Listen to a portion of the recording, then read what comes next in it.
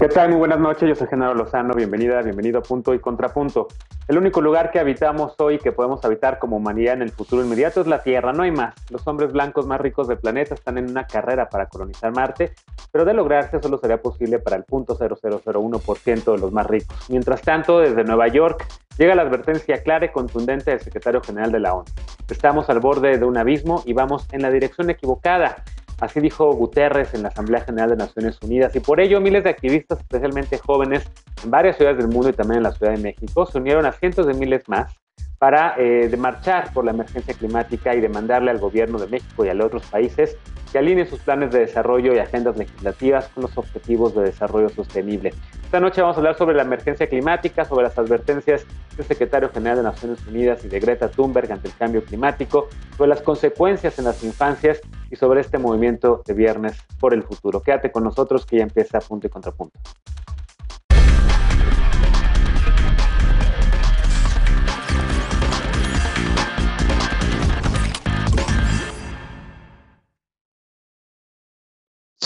Tanto la activista sueca Greta Thunberg como el secretario general de Naciones Unidas Antonio Guterres han advertido la urgencia de dar resultados efectivos frente al cambio climático. El discurso de Greta, de hecho, se viralizó con su bla bla bla al señalar que los líderes mundiales llevan 30 años con un bla bla bla que no ha conducido a nada, así lo dijo la activista.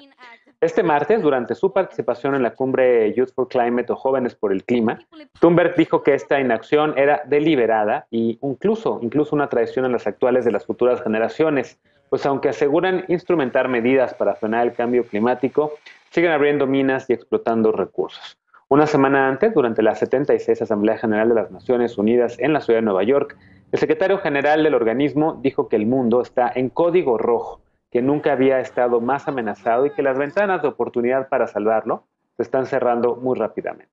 Si las naciones más ricas no redoblan sus esfuerzos para frenar su polución, a finales de este siglo la temperatura global aumentará hasta 2.7 grados centígrados. Esta cifra está muy lejos del 1.5 grados fijado como límite máximo en 2018. Con solo 2 grados, los eventos extremos de calor serán más frecuentes y se llegará a niveles de tolerancia crítica. Guterres dijo que para evitarlo se necesita un recorte del 45% de las emisiones de gases de efecto invernadero en los próximos 10 años, pero con los actuales compromisos climáticos de cada país, las emisiones aumentarán 16%. Esta noche saludo con gusto para empezar a dialogar sobre este tema a Aurelien Guilabert, él es fundador de la Asociación Civil Espacio Progresista, amigo de este espacio. ¿Cómo estás, Aurelien? Buenas noches. Hola, buenas noches. Muchas gracias por la invitación. Bienvenido. Saludo también a Gema Santana, ella es cofundadora de Voto por el Clima y exdirectora de la Agenda 2030 en Presidencia de la República 2019-2020. ¿Cómo estás, Gema?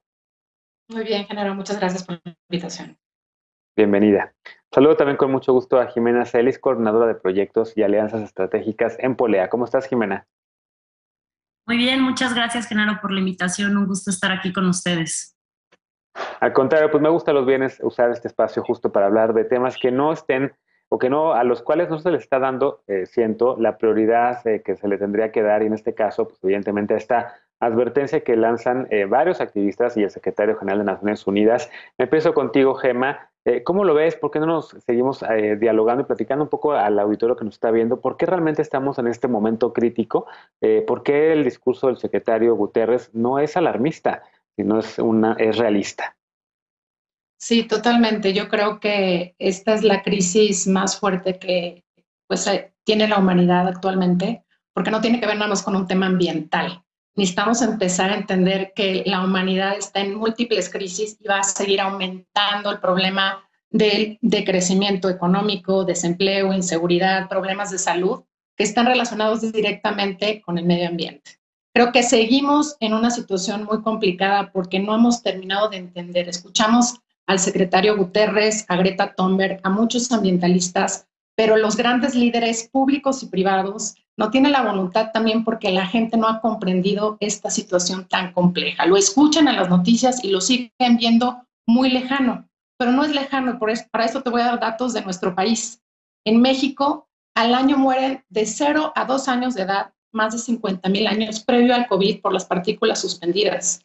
Estamos empezando a contaminar más el aire, nuestros ríos, nuestras cuencas, nuestros océanos. Digo, hay datos ya contundentes, la ciencia ya no lo dice, el INEGI tiene un mapa geoespacial de los problemas también de sequías que estamos pasando. Y bueno, decirte pues que más evidencias que en menos de 2 años con el COVID, específicamente en nuestro país, incendios,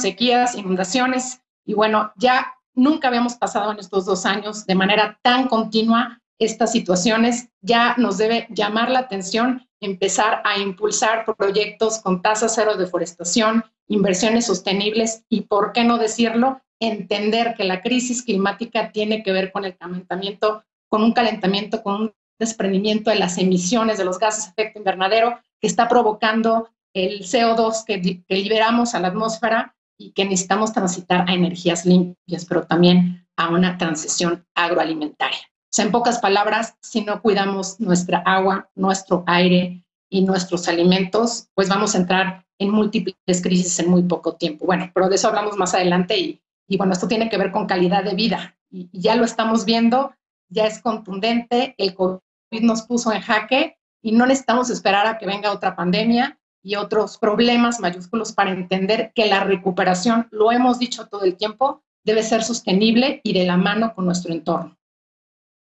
De acuerdo. Aurelien, ¿cómo lo ves tú? Tú también le has dado mucho seguimiento a los que, y has escrito también del tema, incluso te has referido a lo que el secretario general de Naciones Unidas pues, mencionó la semana pasada, desde Nueva York. Sí, pues mira, o sea, efectivamente estamos en una crisis sin precedente. De hecho, se pronostica que 2021 sea el año con el segundo mayor aumento en cantidad de emisiones nunca antes visto en la historia de la humanidad. Y además, lo que comenta Gema sobre el tema de los desastres, que a mí no me gusta desastres naturales porque son desastres provocados por nosotros mismos, ¿no? Por el desarrollo humano que hemos escogido como sociedad basado en la quema de combustibles y en las energías fósiles, ¿no? Entonces, todas esas catástrofes son provocadas, al final de cuentas, pues por los seres humanos. Y en algunos casos, como es el caso de los incendios, pues provocaron emisiones de CO2 nunca vistas antes tampoco, ¿no? Entonces, hay un agravamiento permanente sin una actuación presente, ¿no? A mí me preocupa mucho también y se retoma en el discurso de Greta de fijar esos plazos, ¿no? En la ONU o los países, incluso la propia Ciudad de México, ¿no? Con su ley de cambio climático que fija unos plazos a 2050, pero se trata de actuar ya no podemos seguir fijando plazos, ¿no? Lo que preocupa también es la ausencia de potencias muy importantes en esta reunión de la Asamblea General, ¿no? Como China, como Rusia, la propia México. México, pues, decidió no asistir en representación presidencial, sino que mandó al canciller, pero pues le baja el nivel y le baja el nivel de preocupación también. Creo que pues el tema del cambio climático también refleja que estamos pues en un mundo interconectado donde pues se replican esos desastres en todas las partes del mundo, sin embargo, de manera desigual. Hay países que están más preparados, que tienen más recursos para enfrentar el tema del cambio climático, y ahí está también un tema que se tiene que plantear en el presupuesto que se va a discutir en el Congreso de la Unión y que viene a la baja nuevamente desde el inicio del sexenio, ¿no? Pues para la lucha contra el medio ambiente, y que pues a nosotros desde la sociedad civil nos preocupa muchísimo, ¿no? Porque estamos hablando también de que el cambio climático provoca una inestabilidad y un riesgo para la paz, tanto mundial como la paz adentro de los países, con todo este tema de los desplazamientos, por ejemplo. Y si tú ves las catástrofes que acaban de suceder, por ejemplo, en cuanto a las inundaciones, pues ¿quién son los más afectados? Las personas que menos tienen. Entonces, eso es algo que tenemos que pensar y tenemos que trabajar de manera transversal. No hay justicia social sin justicia ambiental. Y eso es muy importante plasmarlo en la acción pública gubernamental como una prioridad y una exigencia transversal en toda la acción pública y legislativa. De acuerdo. Jimena, pues prácticamente llevamos escuchando estos discursos, yo recuerdo al menos desde que empezó el milenio, desde el protocolo ambiental de Kioto, luego el de París, que el de Kioto fue un fracaso porque Estados Unidos al final no lo ratificó, pero París tampoco ha sido el éxito que se esperaba, y estas advertencias las escuchamos año tras año, tras año, tras año. ¿Te parecen más alarmantes o más realistas las de este año? ¿En qué se diferencian con las pasadas? ¿Estamos realmente al borde de ese abismo? ¿Cómo lo ves? Híjole, Genaro, pues la verdad es que como bien dices, ¿no? O sea, llevamos ya más de 30 años en estos foros internacionales formales, aunque sabemos del tema desde hace pues, casi un siglo, ¿no? Y al final pues seguimos en lo mismo, ¿no?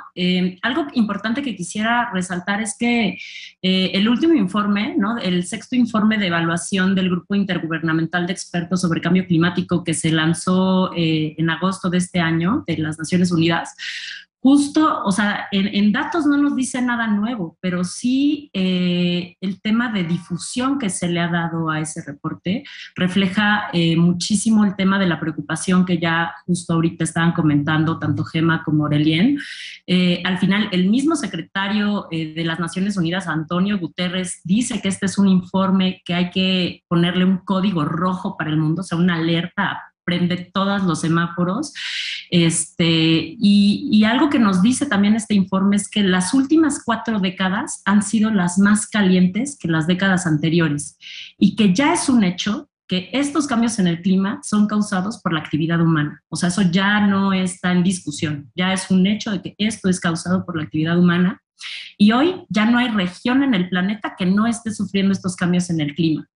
Datos importantes, por ejemplo, de este informe dicen que entre el 20 y el 40% de la población del mundo ya está experimentando un calentamiento del 1.5, por lo menos en una temporada del año, y que hay más de 30 millones de personas que han sido desplazadas por desastres relacionados con el clima. Y el 90% de esas personas, de esos refugiados, como bien decía Aurelien, pues provienen de los países más vulnerables, con menor capacidad para adaptación al cambio climático. Entonces, también, como ya mencionó Gema y Aurelien, el tema del cambio climático es un tema transversal, así lo tenemos que ver, le pega a todo, a todo.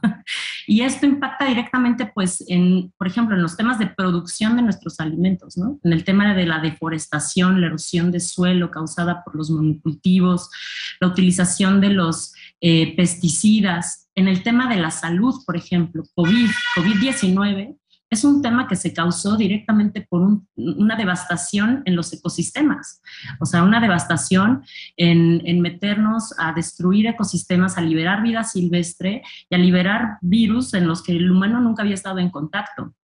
En el tema de la energía, en el agua, en las afectaciones económicas. O sea, esto trae un tema importantísimo en lo social, en lo económico, y debe tratarse entonces como un tema de seguridad nacional. O sea, esa es la relevancia que se le debe dar, y como bien decía Aurelien, es el presupuesto también que se le debe asignar a un tema de seguridad nacional. Entonces, pues el futuro ya está aquí, o sea, la emergencia ya está aquí, las afectaciones son palpables, las vemos, las vivimos, y no es una cuestión aislada. O sea, no es una cuestión que los incendios que suceden cada año en todas las regiones del mundo, las inundaciones que vemos, por ejemplo, como en semanas pasadas, ¿no? En Tula, el desbordamiento del río en Tula, cada vez todo esto va a ser mucho más frecuente y más intenso. Entonces, pues ya es un llamado a la acción urgente, ¿no? Que tenemos que hacer ahora mismo. De acuerdo. Déjame hacer una pausa porque no quiero que nos quedemos a mitad de la idea con los pocos segundos que quedan de este bloque, porque me quedé alarmado, evidentemente, y yo creo que la gente también. Entonces, vamos a seguir hablando un poco de esta alerta en el siguiente bloque, pero también les quería pedir que también tratemos un poco de hablar de lo bueno, ¿no? Porque mencionabas por ahí, Jimena, que hay por lo menos ya este cambio de que ya nadie está negando el cambio climático, pero de repente uno va y viaja por Estados Unidos y escuchas a algunos sectores políticos, incluso al expresidente Trump, todavía hablando y cuestionando si realmente el cambio climático es real, ¿no? Déjame hacer una pausa y vamos a regresar para seguirles alarmando, porque los próximos años serán de cambios negativos para el clima y las más afectadas serán las infancias. ¿Qué vida les espera a quienes nacieron en el 2020? ¿Cuáles pasos surge tomar para garantizar el respeto a sus derechos básicos? Regresamos con este tema Punto y Contrapunto, no te vayas.